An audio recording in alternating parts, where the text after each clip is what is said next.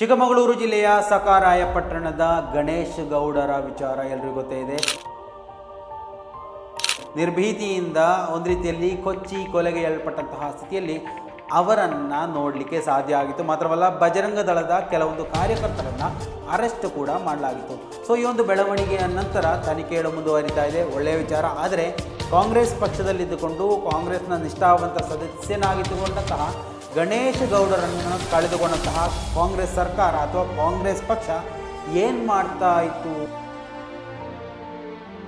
ನೀವೆಲ್ಲ ಅಂದ್ಕೊಂಡಿರ್ಬೋದು ದೊಡ್ಡ ಪ್ರತಿಭಟನೆ ಅದು ಇದು ಅಂತ ಮಾಡ್ತಾ ಇರ್ಬೋದು, ಬಜರಂಗ ದಳ ಬ್ಯಾನ್ ಮಾಡಿ ಅಂತ ಹೇಳ್ತಾ ಇರ್ಬೋದು. ಆದರೆ ನಿಜಕ್ಕೂ ಎಲ್ಲ ನಡೀತಾ ಇದೆ, ಆದರೆ ಮಾಡ್ತಾ ಇರೋದು ಕಾಂಗ್ರೆಸ್ ಅಲ್ಲ. ಹೋಗಲಿ, ಕಾಂಗ್ರೆಸ್ ಪಕ್ಷವನ್ನು ಬೆಂಬಲಿಸುವಂತಹ ಪಕ್ಷಗಳ ಅಂತ ಹೇಳಿದರೆ ಅದು ಕೂಡ ಅಲ್ಲ. ಸೊ ಇವೆಲ್ಲವನ್ನು ಈ ಒಂದು ವಿಡಿಯೋದಲ್ಲಿ ಎಕ್ಸ್ಪ್ಲೈನ್ ಮಾಡ್ತಾ ಹೋಗ್ತೀನಿ. ಈ ಒಂದು ವಿಡಿಯೋವನ್ನು ಮೊದಲನೇ ಬಾರಿ ವೀಕ್ಷಣೆ ಮಾಡ್ತಾ ಇದ್ದರೆ ದಯವಿಟ್ಟು ಸಬ್ಸ್ಕ್ರೈಬ್ ಮಾಡ್ಕೊಂಡು ನೋಡಿ. ಮಾತ್ರವಲ್ಲ, ಈ ಒಂದು ನಿರಂತರವಾದಂತಹ ಅಪ್ಡೇಟ್ಗಳನ್ನು ನಿಮ್ಮ ಮುಂದೆ ತರುವಂತಹ ಪ್ರಯತ್ನವನ್ನು ನಾವು ಮಾಡ್ತೇವೆ. ಎಲ್ರಿಗೂ ಗೊತ್ತೇ ಇದೆ, ಚಿಕ್ಕಮಗಳೂರು ಜಿಲ್ಲೆಯಲ್ಲಿ ಒಂದು ದೊಡ್ಡ ಕೊಲೆ ನಡೆಯುತ್ತೆ. ಕಾಂಗ್ರೆಸ್ ಪಕ್ಷದ ನಿಷ್ಠಾವಂತ ಕಾರ್ಯಕರ್ತ ಗಣೇಶ್ ಗೌಡರನ್ನು ಕೊಚ್ಚಿ ಕೊಲೆ ಮಾಡಲಾಗುತ್ತೆ. ಮಾತ್ರವಲ್ಲ, ಆ ಒಂದು ಫೋಟೋಗಳು ಸಾಮಾಜಿಕ ಜಾಲತಾಣದಲ್ಲಿ ವೈರಲ್ ಆಗಿದ್ದು. ಮಾತ್ರವಲ್ಲ, ಈ ಒಂದು ಬೆಳವಣಿಗೆ ನಂತರ ಎಚ್ಚೆತ್ತುಕೊಂಡಂತಹ ಪೊಲೀಸರು 5 ಜನ ಬಜರಂಗ ದಳದ ಕಾರ್ಯಕರ್ತರನ್ನು ಬಂಧಿಸುವಲ್ಲಿ ಯಶಸ್ವಿಯಾಗಿತ್ತು. ಸೊ ಇವೆಲ್ಲ ಬೆಳವಣಿಗೆಗಳು ನಡೆದ ನಂತರ ನಿಜವಾಗ್ಲೂ ಕಾಂಗ್ರೆಸ್ ಪಕ್ಷ ಏನು ಮಾಡಬೇಕಿತ್ತು ಅಂತ ಹೇಳಿದ್ರೆ, ನೋಡಿ, ರಾಜ್ಯ ಸರ್ಕಾರದಲ್ಲಿ ಅಧಿಕಾರದಲ್ಲಿದೆ, ಅಧಿಕಾರಕ್ಕೆ ಬರುವಂತಹ ಸಂದರ್ಭದಲ್ಲಿ ಕೊಟ್ಟಂತಹ ಒಂದು ಗ್ಯಾರಂಟಿ ಆಗಿತ್ತು, ಬಜರಂಗ ದಳವನ್ನು ನಾವು ನಿಷೇಧ ಮಾಡ್ತೇವೆ. ಯಾಕೆ ನಿಷೇಧ ಮಾಡಬೇಕು ಅಂತ BJP ಈ ಒಂದು ಪಕ್ಷದ ದುಂಬಾಲು ಬಿದ್ದಿತ್ತು. ಅಂದರೆ ಯಾಕೆ ಬಜರಂಗ ದಳವನ್ನು ನೀವು ನಿಷೇಧ ಮಾಡಬೇಕು, ಅವರು ಏನು ಮಾಡ್ತಾ ಇದ್ದಾರೆ, ಯಾರಿಗೆ ಅನ್ಯಾಯ ಮಾಡ್ತಾ ಇದ್ದಾರೆ? ನೋಡಿ, ಇಂತಹ ಅನ್ಯಾಯಗಳು ಅಂದರೆ ನೋಡಿ, ಕೆಲವೊಂದು ಟೈಮ್ ಇತ್ತು ಹಿಂದೂ ಮುಸ್ಲಿಂ ಎನ್ನುವಂತಹ ವಿಚಾರ, ಆವಾಗಲೇ ಜನ ಎಚ್ಚರಿಸ್ತಾ ಇದ್ರು.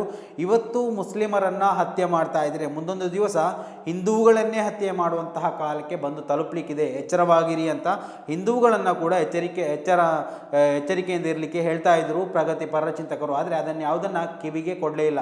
ಆದರೆ ಇವತ್ತು ಅದೇ ಹಿಂದುತ್ವ ಅಂತ ಹೇಳಿಕೊಂಡು ನಡೆಯುವಂತಹ ಬಜರಂಗ ದಳ ಕಾರ್ಯಕರ್ತರಿಂದ ಇವತ್ತು ಸುಮ್ಮನೆ ಅವರು ಕಾಂಗ್ರೆಸ್ನ ಹಿಂದೂ ಕಾರ್ಯಕರ್ತ ಬಲಿವಾಗಿ ಇರುವಂಥದ್ದು. ನೋಡಿ, ಅವರಿಗೆ ಪಕ್ಷ ಅದು ಇದು ಅಂತ ಯಾವುದೂ ಇಲ್ಲ.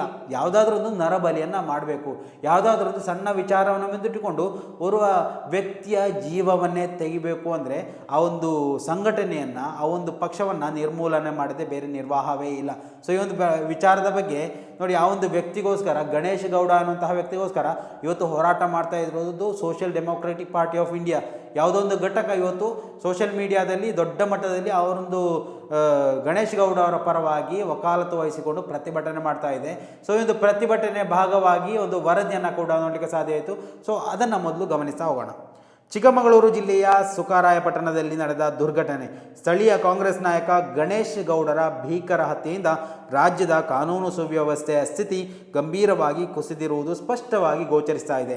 ಈ ಹತ್ಯೆ ಯಾವುದೇ ಸಾಮಾನ್ಯ ಘಟನೆಯಲ್ಲ. ಇದು ಬಜರಂಗ ದಳದ ಗೂಂಡಾಗಳಿಂದ ನಡೆದ ಪೂರ್ವ ಯೋಜಿತ ಕುಕೃತ್ಯ ಹಾಗೂ ಭಯೋತ್ಪಾದನೆ ಎಂದರೆ ತಪ್ಪಾಗಲಾರದು. ಇದನ್ನು SDPI social democratic party of India ತೀವ್ರವಾಗಿ ಖಂಡಿಸುತ್ತದೆ ಅಂತ ಜಿಲ್ಲಾ ಮಾಧ್ಯಮ ಉಸ್ತುವಾರಿ ಫೈರೋಜ್ ಪಾಷಾ ಅವರು ಹೇಳಿರುವಂಥದ್ದು.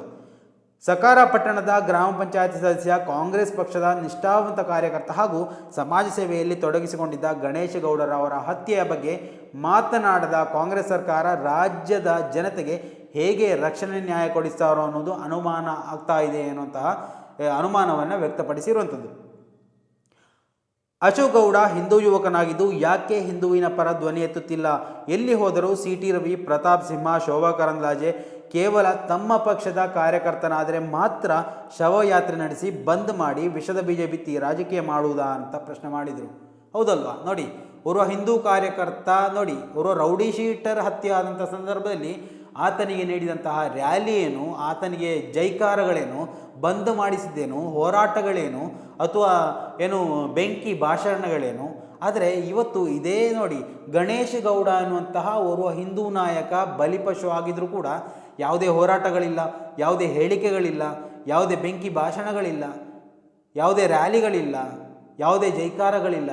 ನೋಡಿ, ಇದು ಹಿಂದೂಗಳಿಗೂ ಹಿಂದುತ್ವಕ್ಕೂ ಇರುವಂತಹ ವ್ಯತ್ಯಾಸ ಅಂದರೆ ಇದೇ. ಸೊ ಈ ಹತ್ಯೆಯಲ್ಲಿ ಭಾಗಿಯಾದ ಆರೋಪಿಗಳ ಮೇಲೆ ತಕ್ಷಣವೇ ಕಠಿಣ ಕಾನೂನು ಕ್ರಮ ಕೈಗೊಳ್ಳಬೇಕಾಗಿದೆ. ಈ ಪ್ರಕರಣವನ್ನು ಫಾಸ್ಟ್ ಟ್ರ್ಯಾಕ್ ನ್ಯಾಯಾಲಯಕ್ಕೆ ವರ್ಗಾಯಿಸಿ ಅಪರಾಧಿಗಳಿಗೆ ಕಠಿಣ ಶಿಕ್ಷೆ ವಿಧಿಸುವಂತೆ ಸರ್ಕಾರ ಮತ್ತು ಪೊಲೀಸ್ ಇಲಾಖೆಯೊಂದಿಗೆ social democratic party of India ಆಗ್ರಹ ವ್ಯಕ್ತಪಡಿಸ್ತಾ ಇರುವಂಥದ್ದು. ಜನರ ಜೀವ, ಹಕ್ಕು ಮತ್ತು ಪ್ರಜಾಪ್ರಭುತ್ವದ ಮೌಲ್ಯಗಳನ್ನು ರಕ್ಷಿಸುವ ಹೊಣೆ ಸರ್ಕಾರದ ಮೇಲಿದೆ. ಆದ್ದರಿಂದ ಇದನ್ನು SIT ತಂಡಕ್ಕೆ ನೀಡಬೇಕು. ಆದರೆ ಈ ಪ್ರಕರಣದಲ್ಲಿ ಸರ್ಕಾರದ ನಿರ್ಲಕ್ಷ್ಯ ಮತ್ತು ಪೊಲೀಸರ ನಿಧಾನಗತಿಯ ತನಿಖೆ ಅಪರಾಧಿಗಳಿಗೆ ರಾಜಕೀಯವಾಗಿ ರಕ್ಷಣೆ ಇದೆ ಎಂಬುದಕ್ಕೆ ಅನುಮಾನವನ್ನು ವ್ಯಕ್ತಪಡಿಸ್ತಾ ಇರುವಂಥದ್ದು. ಅಲ್ಲ, ಈ ವರದಿಯಲ್ಲಿ SIT ತನಿಖೆ ಮಾಡಿ ಅಂತ ಹೇಳಿದರೆ ಉದ್ದೇಶ ಏನು ಅಂತ ಅರ್ಥ ಆಗಲಿಲ್ಲ. SIT ಈ ಮೊದಲು ಮಾಡಿದಂತಹ ಅಥವಾ ಇವಾಗ ನಡೀತಾ ಇರುವಂತಹ ಸ್ಪೆಷಲ್ ಇನ್ವೆಸ್ಟಿಗೇಷನ್ ಟೀಮ್ ಧರ್ಮಸ್ಥಳ ಪ್ರಕರಣದಲ್ಲಿ ಏನೆಲ್ಲ ಬೆಳವಣಿಗೆಗಳು ಆಗ್ತಾ ಅನ್ನೋದನ್ನು ನಾವು ಕಣ್ಣಾರೆ ಕಾಣ್ತಾ ಇರುವಂಥವರು.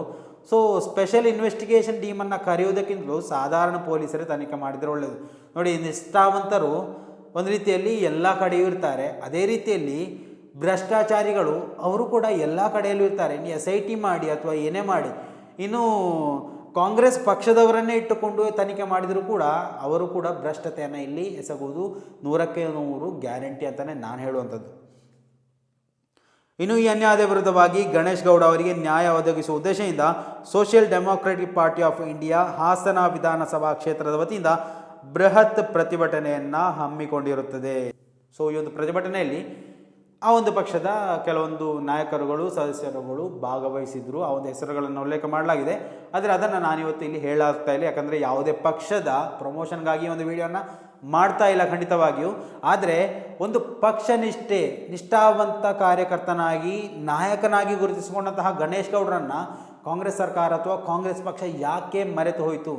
ಇಲ್ಲಿ ಅನ್ಯಾಯವಾದಂತಹ ವ್ಯಕ್ತಿಯ ಪರವಾಗಿ ಮಾತಾಡೋದಕ್ಕೆ ಯಾಕೆ ಕಾಂಗ್ರೆಸ್ ಪಕ್ಷದಿಂದ ಅಥವಾ ಕಾಂಗ್ರೆಸ್ ಪಕ್ಷದ ಕೆಲವೊಂದು ನಿಷ್ಠಾವಂತ ನಾಯಕರಿಂದ ಸಾಧ್ಯ ಆಗಿರಲಿಲ್ಲ? ನೋಡಿ, ಕಾಂಗ್ರೆಸ್ ಪಕ್ಷ ಹಲವು ಅಲ್ಪಸಂಖ್ಯಾತ ನಾಯಕರನ್ನು ಕಳೆದುಕೊಂಡಿದೆ.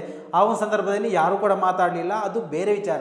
ಆದರೆ ಹಿಂದೂ ನಾಯಕನನ್ನು ಕಳೆದುಕೊಂಡಂತಹ ಕಾಂಗ್ರೆಸ್ ಪಕ್ಷ ಇವತ್ತು ಬಾಯಿ ಮುಚ್ಚಿ ಕೂತ್ಕೊಂಡಿದೆ ಅಂದರೆ ಇನ್ನು ಕೆಲವೇ ವರ್ಷಗಳಲ್ಲಿ ತಮ್ಮ ಅವನತಿಯನ್ನು ತಾವೇ ಎಳ್ಕೊತಾ ಇದ್ದೀರಾ ಅನ್ನೋದಕ್ಕೆ ಇದೊಂದು ಸ್ಪಷ್ಟ ನಿದರ್ಶನ ಅಂತ ನಾವು ಹೇಳಲಿಕ್ಕೆ ಇರುವಂಥದ್ದು. ಸ್ನೇಹಿತರೆ, ದಯವಿಟ್ಟು ಈ ಒಂದು ವಿಚಾರದಲ್ಲಿ ನಿಮ್ಮ ಅಭಿಪ್ರಾಯಗಳನ್ನು ಕೂಡ ಕಮೆಂಟ್ ಮಾಡಿ. ಮುಂದಿನ ಮಾಹಿತಿಯೊಂದಿಗೆ ಮತ್ತೆ ಭೇಟಿಯಾಗೋಣ. ಅಲ್ಲಿವರೆಗೂ ನಮಸ್ಕಾರ.